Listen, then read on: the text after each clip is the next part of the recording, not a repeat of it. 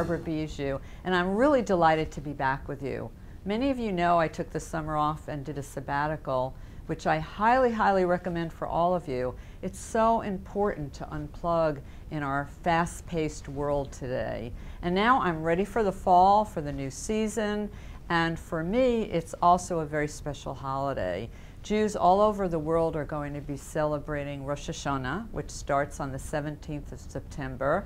So the new moon and Rosh Hashanah are all at the same time this year. So the new moon at Virgo, which represents both healing and problem solving, and then this new moon energy for Rosh Hashanah, which is also about a new year.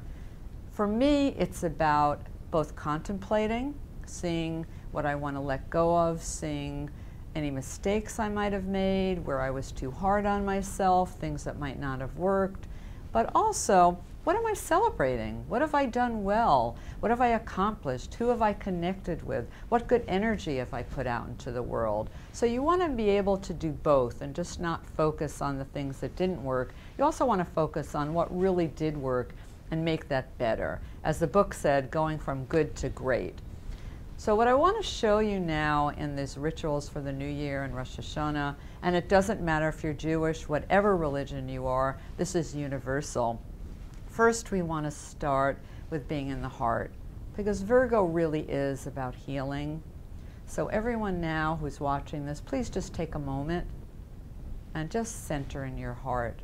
Imagine that you could just breathe in and out through the heart center, which is the bridge between heaven and earth, between the masculine and the feminine. It's the one chakra that allows us to really make changes on a deep, deep level. Much better. And from this place, really take a look at what do you want to let go of? What hasn't worked? Where did you make mistakes? Is there anyone you need to forgive?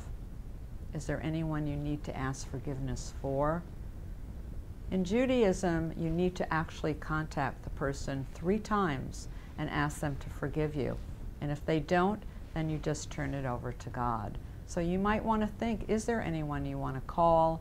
Or is there anyone you would like to offer your forgiveness to? Especially yourself. Be gentle with yourself. As I teach people all the time, you have to say, I'm sorry when you're mean. Be really nice to yourself. Then really take a look at what you want to celebrate. What have you accomplished? Who have you connected with? What have you learned? We've all done a lot of amazing things and we don't take the time to acknowledge it.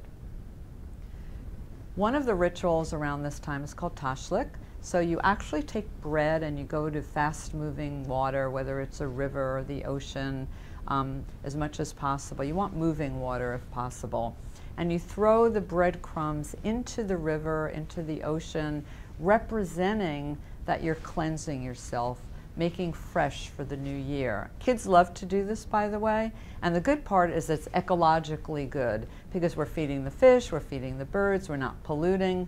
So it's a way of giving back as well as cleansing. So we're really connecting to our place in the earth. The second part of this ritual is really setting intention for what you want. And what I like to do is just take a magnet, really simple, you could buy one at a hardware store, a kid's store, and get a cord and do anywhere between 3 and 7 knots. Just tie it on, and with each knot, set intention, make a commitment of things that you want to do this season.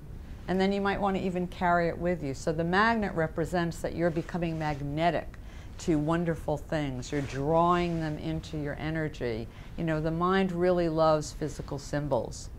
And then the next part is really the celebration, which we do every year at Rosh Hashanah.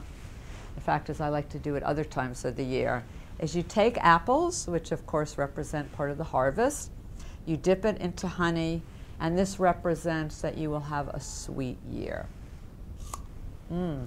Yum. So for all of you, have a wonderful, wonderful fall season. If you live in the southern hemisphere, have a wonderful spring season. Blessings. If you like this video, please share it with your friends. Sign up for my YouTube channel, Joy of Ritual. And you can always go to my website, barbarabiziou.com, to find out about upcoming events and free rituals. Thanks, everyone.